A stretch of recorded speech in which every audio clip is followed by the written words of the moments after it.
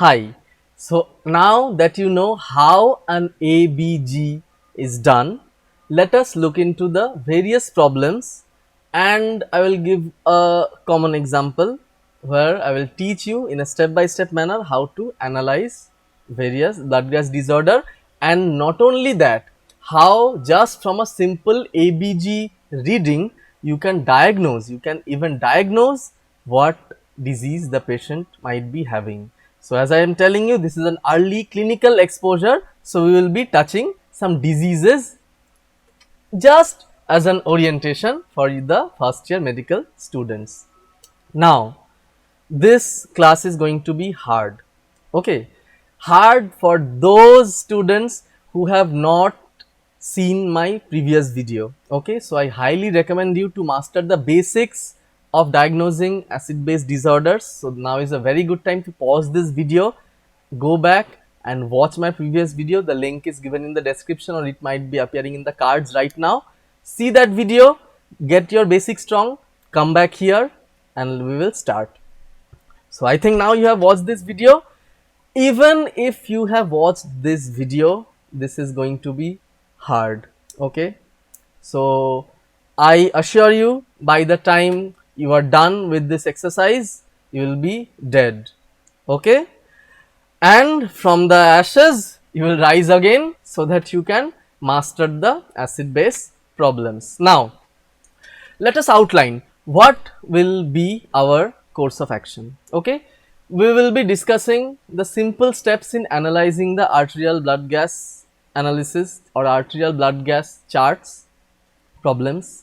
Then we will be calculating the anion gap, we will be calculating the delta gap, two new terms, and from those information we will try to diagnose, or we will try to arrive at a differential diagnosis. It means we cannot pinpoint a diagnosis. These condition may be due to 2 or 3 or 4 disorders. So at least we will be able to focus our diagnosis into those 4 disorders. So that is called differential diagnosis. So after a differential diagnosis is made, there are further tests which can confirm our provisional diagnosis. So let us elaborate this. So what are the steps of ABG analysis? All right. So the as a part of basics, you must be knowing, so what is pH and whether the given case is acidemia or alkalemia. In the next step, we need to identify what is the primary disorder, whether it is respiratory or metabolic. In the next step, we try to determine whether the disease is compensated, whether the acid base disorder is compensated or not, or whether even if it's compensated, whether it is partially compensated or fully compensated. These are the basics. Now we move on to the advanced part. We need to determine whether the compensation is acute or chronic, whether the compensation done by the body has been done in a sudden manner or it has taken some time, okay. Is there any anion gap? If there is an anion gap, we need to check the delta gap, and we ultimately need to diagnose, okay. So let us go through all these procedures one by one with one example, okay.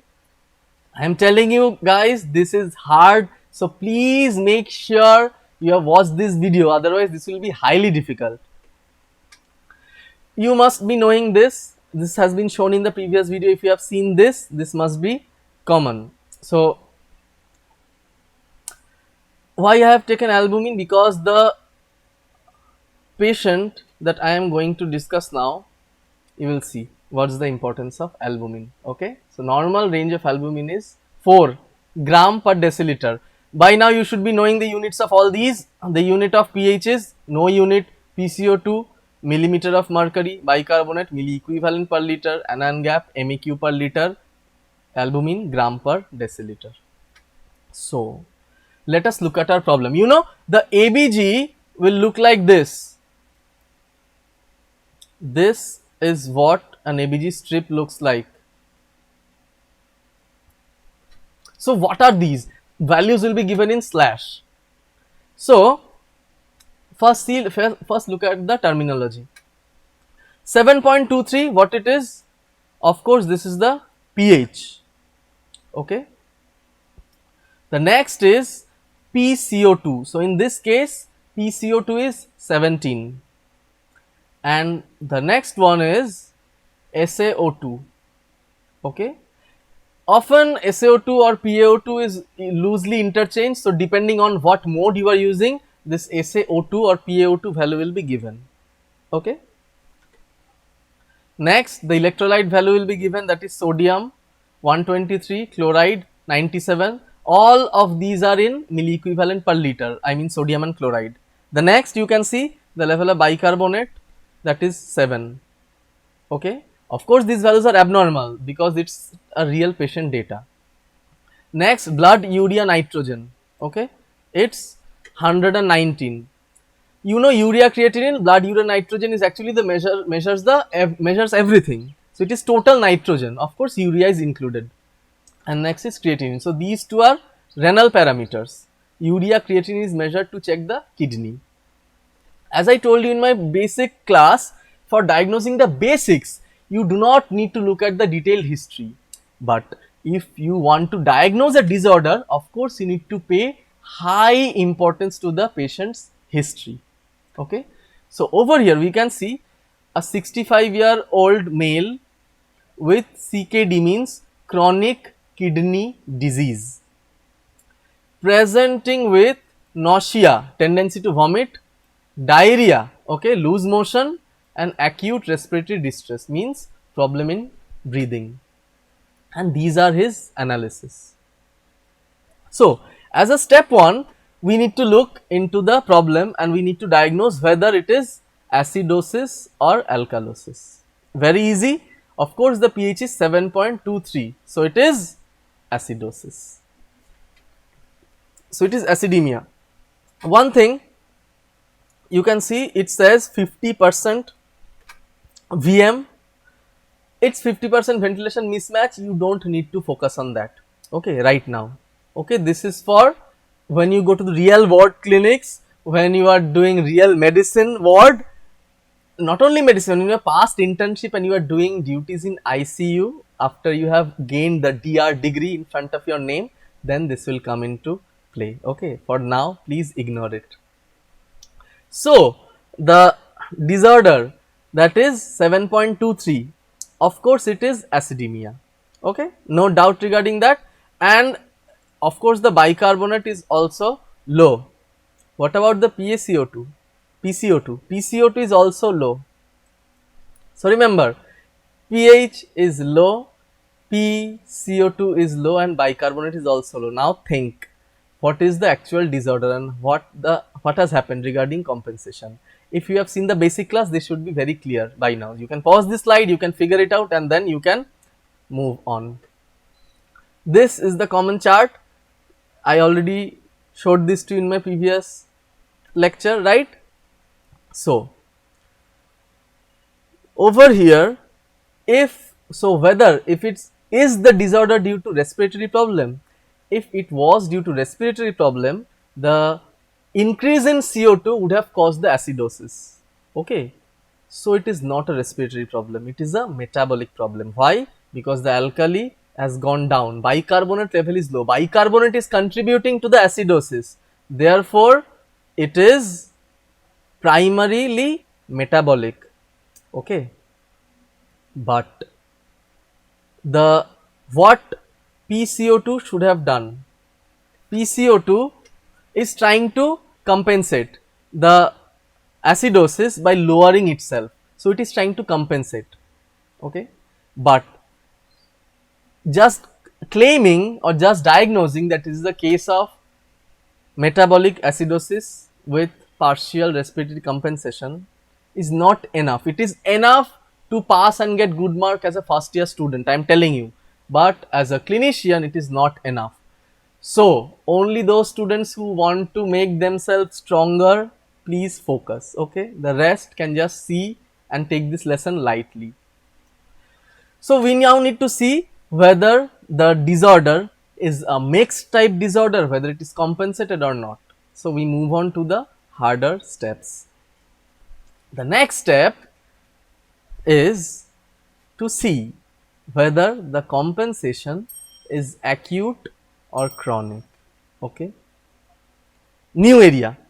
So you need to memorize these formulas. These are nothing but simple formulas. You need to see the case, you need to match the calculation and need to fit the diagnosis in a formula, and you need to comment whether it's the what type of disorder is this. But remember, for your exam purpose, you will not be given a ready-made formula, so you need to memorize. Okay, remember, for respiratory disorders, the question of acute or chronic compensation arises. Okay, not for metabolic. So let us first take respiratory disorder. In case of respiratory acidosis, for every, so what is respiratory acidosis? PCO2, what does it do? PCO2 should decrease. I mean, PCO2 should increase, right? Because increase in acid causes acidosis, respiratory. So how it is compensated by bicarbonate? So the formula is, for every 10 millimeter of mercury rise in PCO2, okay, so PCO2 is rising, how much? For every 10 millimeter rise in PCO2, bicarbonate increases by 1, and there is a decrease of pH by 0.08. Okay, this, if your problem fits this model, what do I mean? It means you need to calculate how much CO2 has increased. You need to then calculate how much bicarbonate and pH has decreased. If they closely fit, the predicted value of bicarbonate increase and the predicted value of pH decrease, you need to claim that your case has got acute respiratory acidosis with acute compensation. Okay, it may not be the case. So what can happen? For every 10-degree rise in PCO2, acute means sudden onset. What if the patient lands into ICU after 3 or 4 days? Then the pH picture will not match. What will happen then? For every 10-degree increase in PCO2, bicarbonate increases by 4. So the bicarbonate increase will be much high and the decrease in pH will be much lower. So bicarbonate increases by 4 and decrease of pH by 0.03. For every 10-degree increase in PCO2. Remember, these two are formulas of respiratory acidosis. The first one is acute respiratory acidosis and the second one is chronic respiratory acidosis.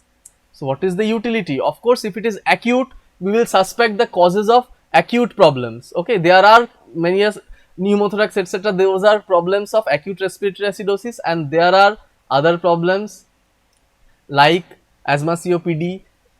Especially asthma will be acute, but chronic obstructive pulmonary disease, COPD, that is a cause of chronic. So based on the picture, we can diagnose two different disorders, but you need to memorize those two formula.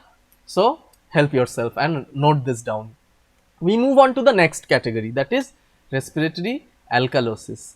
You know, in respiratory alkalosis, what happens? The acid decreases. What is the respiratory acid? That is PCO2. So PCO2 decreases in respiratory alkalosis. So how it is compensated? So in case of acute respiratory alkalosis, what happens? For every 10-degree rise in,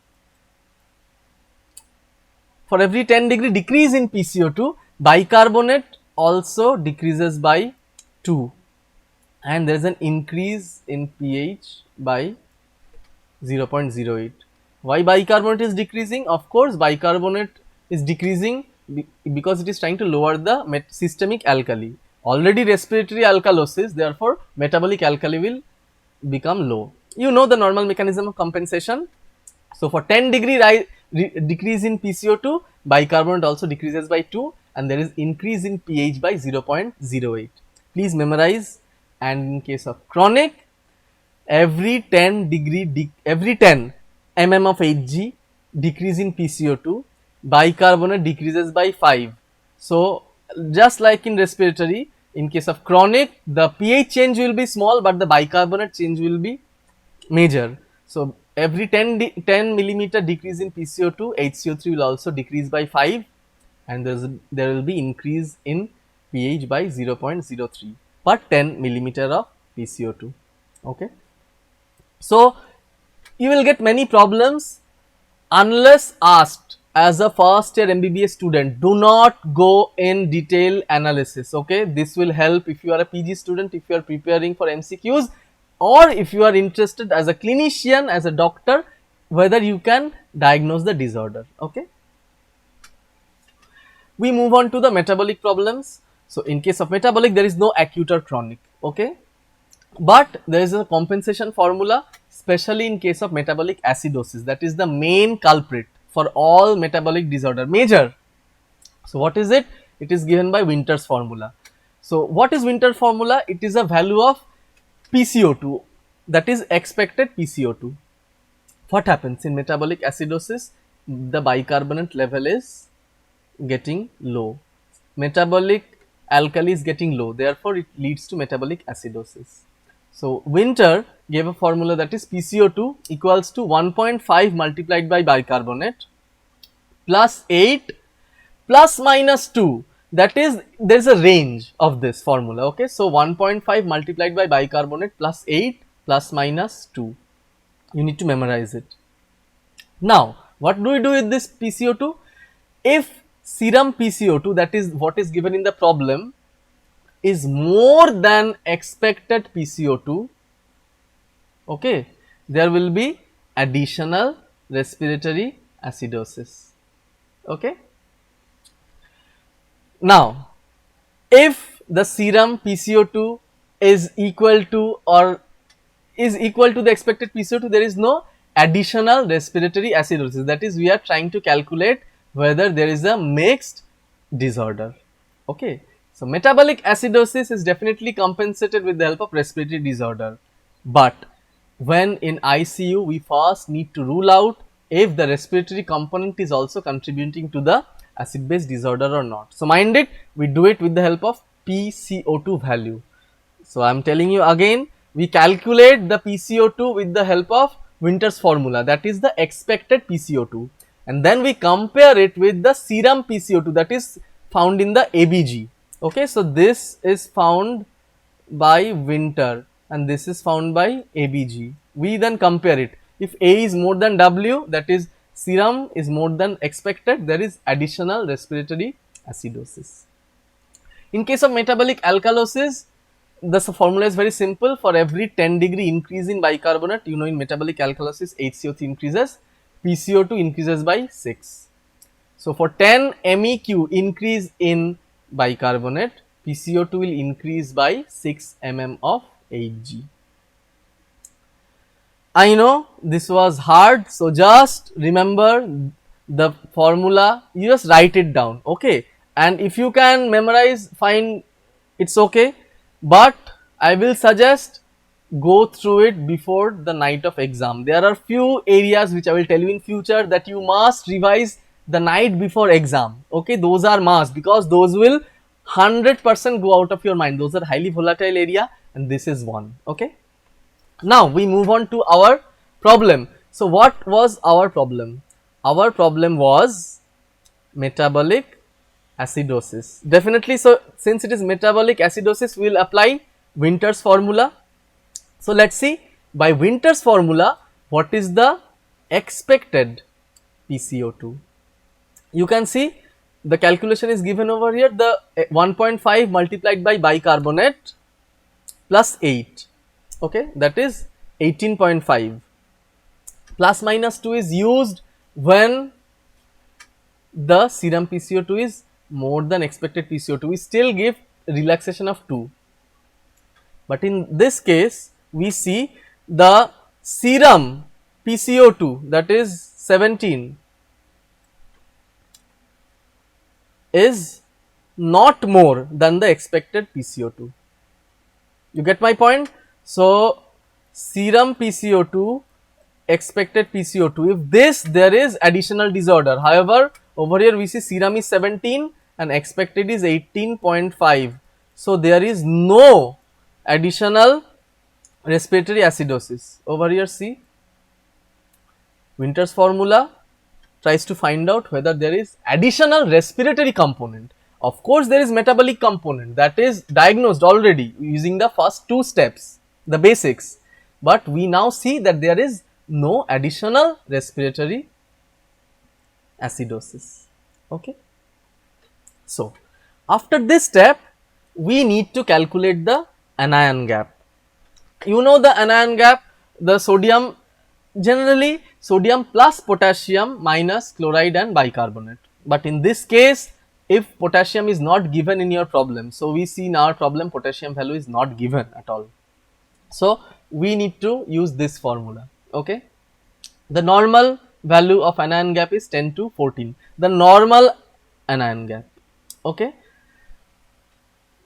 However, if the value of albumin is given, we need to correct the anion gap. So what is the formula of corrected anion gap? This is very important. Examiner might ask you, what is corrected anion gap? Corrected anion gap is nothing but the normal anion gap plus 2.5 multiplied by 4 minus albumin. Okay. Why it is important? What is the normal value of albumin? 4. Okay. So we see if the albumin level is normal, we don't need to correct anything because this will become 0 and corrected anion gap will be the actual anion gap. However, if there is problem like hypoalbuminemia, okay, I already told you in my previous nutrition lecture, hypoalbuminemia maybe in Kwashiorkor, okay, in marasmus, in other kidney disorder, then or there is hyperalbuminemia due to many other causes, anything can happen, that is very rare. These, then the anion gap will differ. Okay. If there is an anion gap, which I mean if there is a high anion gap, if anion gap is normal, we don't need to worry.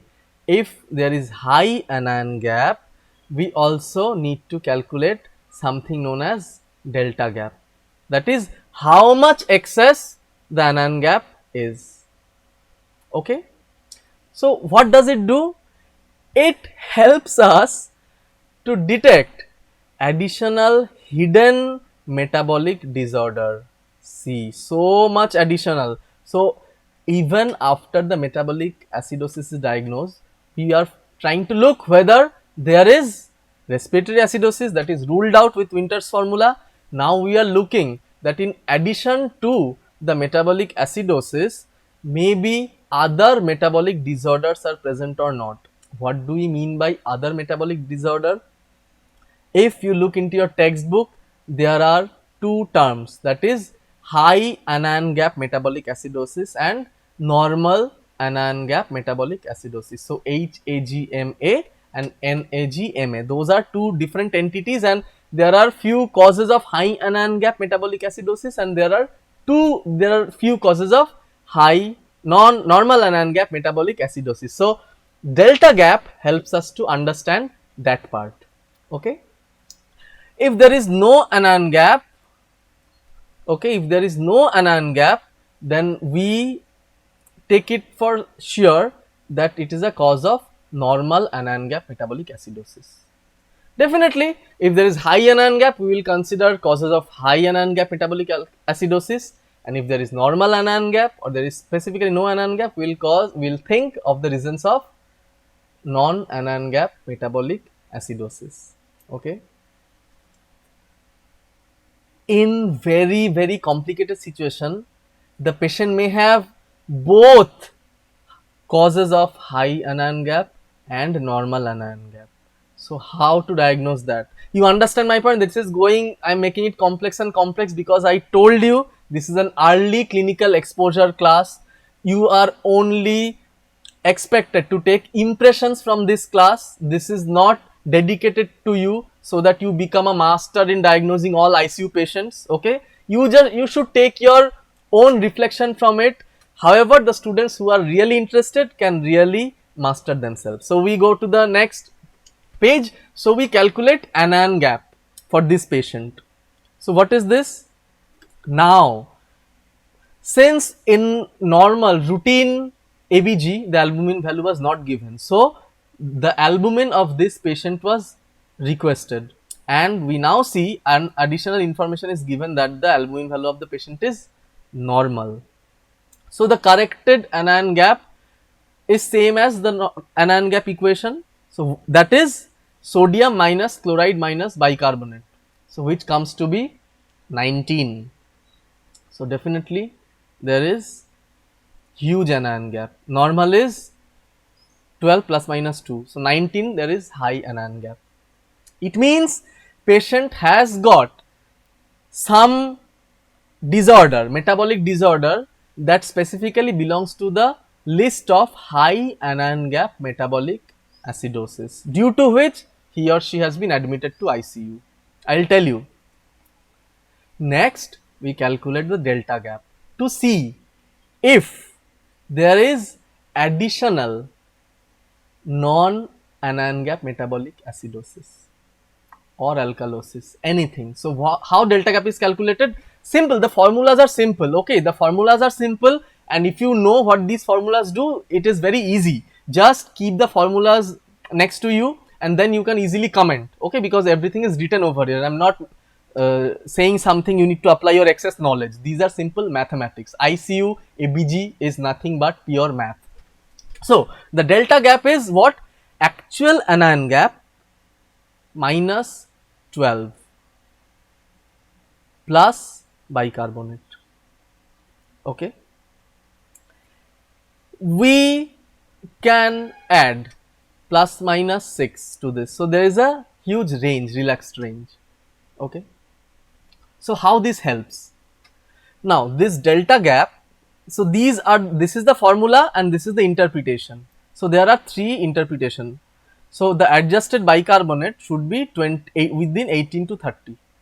Okay, now if delta gap is more than 30, formula, there is additional metabolic alkalosis. That will not apply to our problem because our problem is dealing with metabolic acidosis.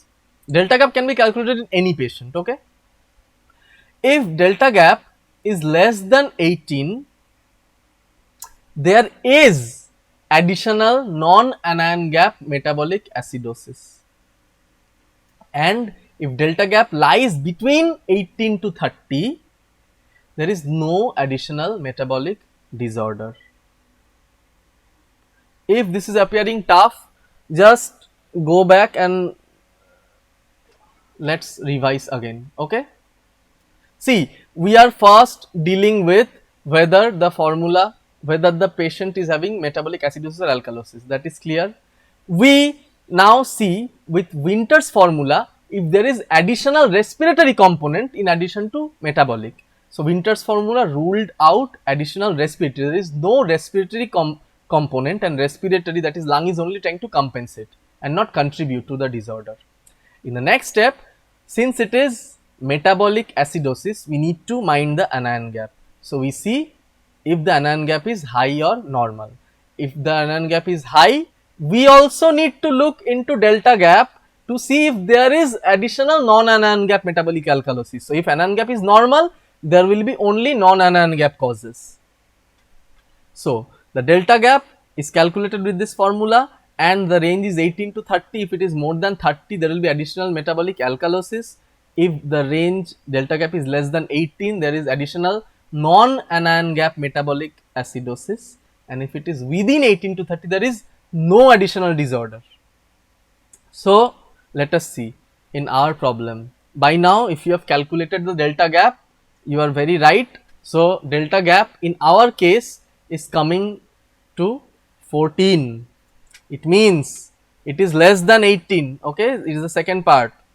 So our patient has got both the reasons or both the disorder that belong to, one belongs to high anion gap and one belongs to non-anion gap metabolic acidosis. So the patient is having two disorder that is leading to metabolic acidosis, but there is no additional respiratory component.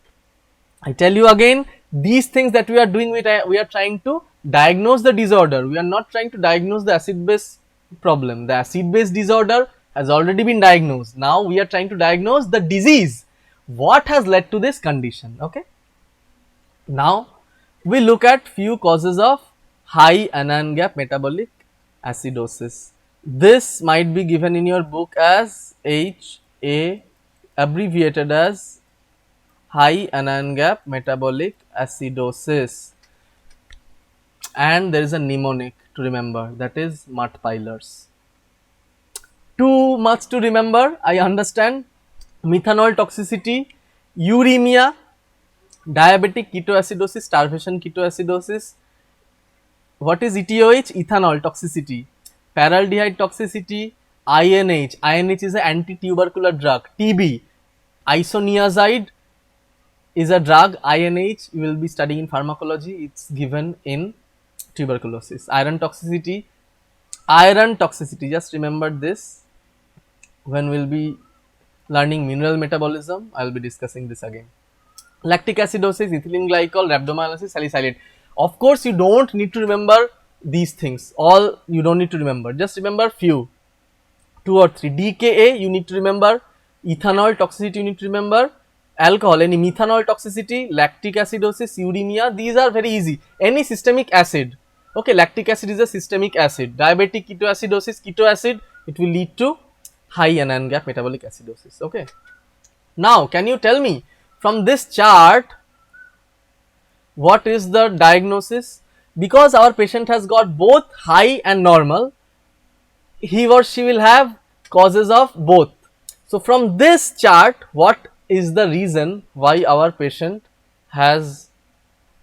So, see, just read the first line.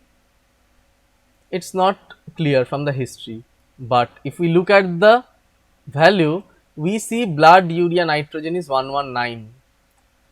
Of course, in order to diagnose, you should know the normal value of Ban. It is generally 19, very low. So, over here there is high urea. So, it means the patient might be having uremia as a cause of high anion gap metabolic acidosis. But you still need to check lactic acid to rule out lactic acidosis. Okay.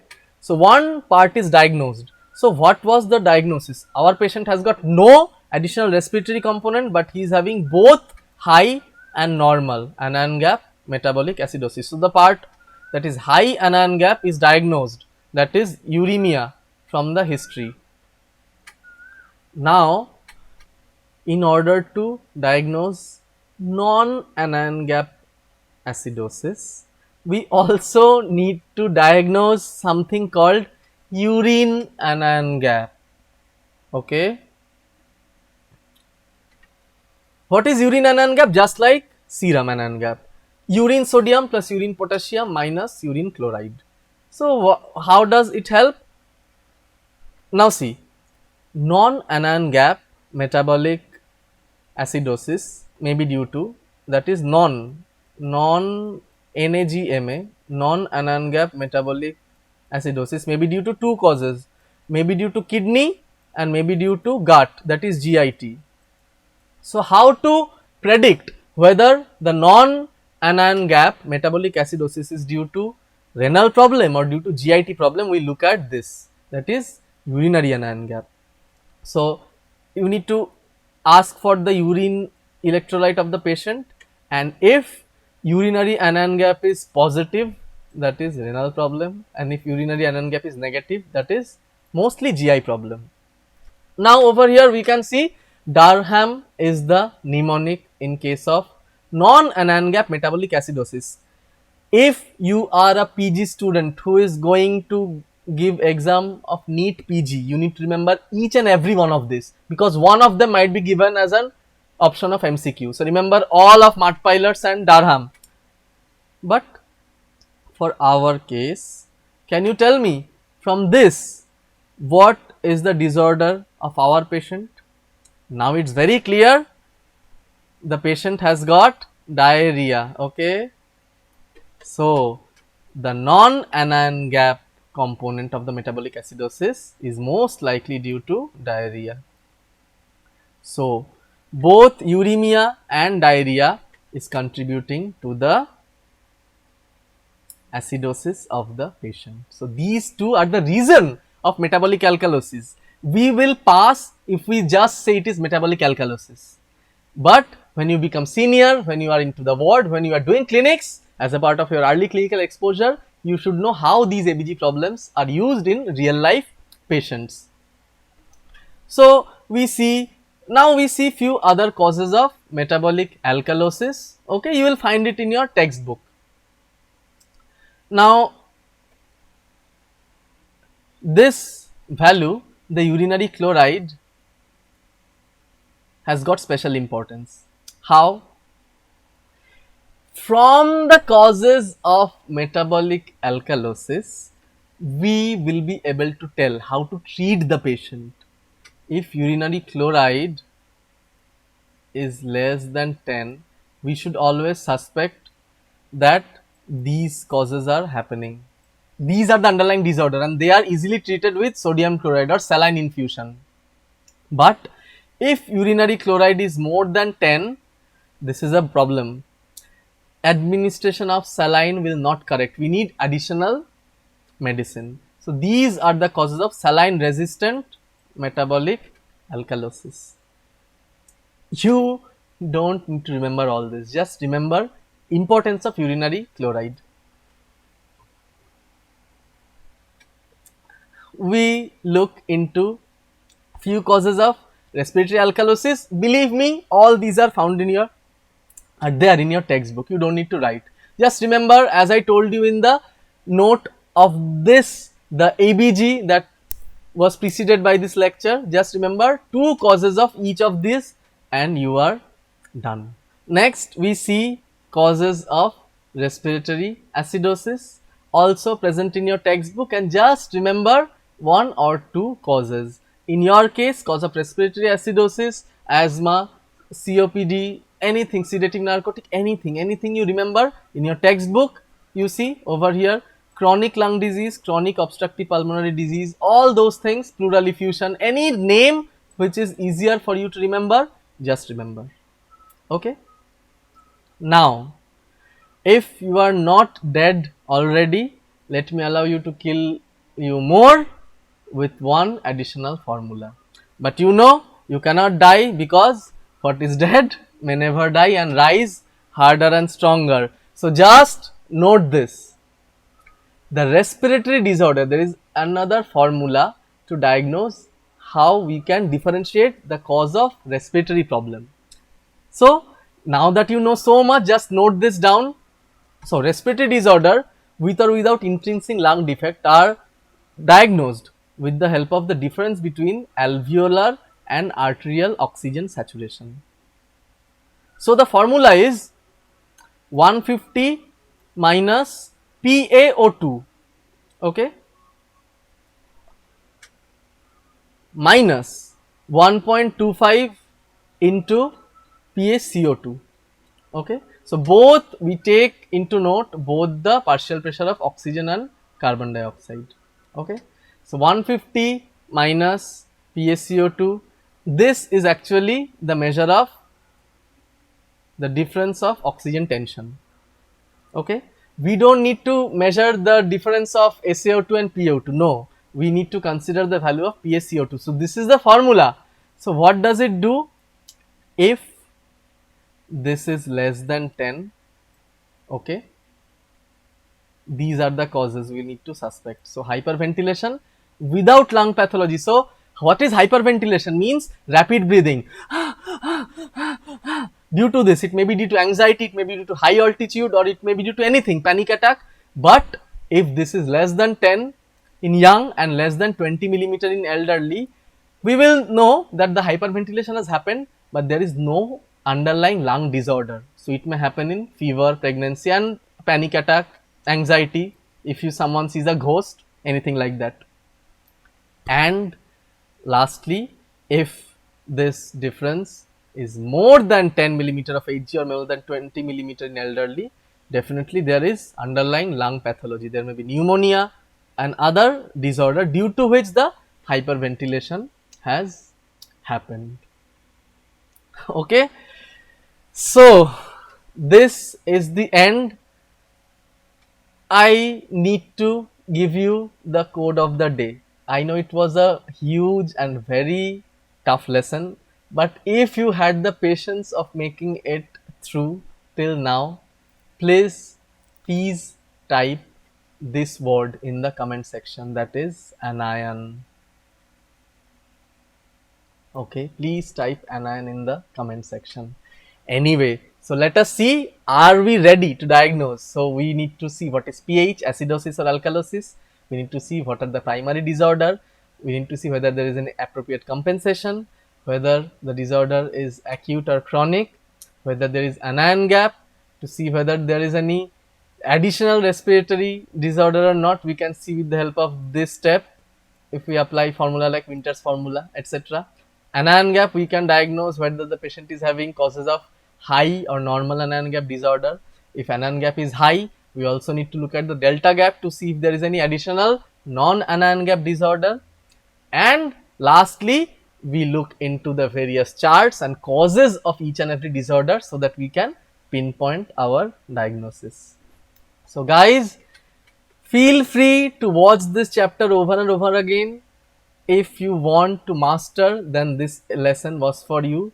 If you just want to pass, then you can skip this lesson. Just stick to the first 10 minutes of this lecture where I told you how to measure ABG and and you can stick to the basic acidosis alkalosis class. But this is important and a good student will be asked by the examiner. So feel free to get back to me in the comment section and I will see you in the next one. Till then, bye and take care.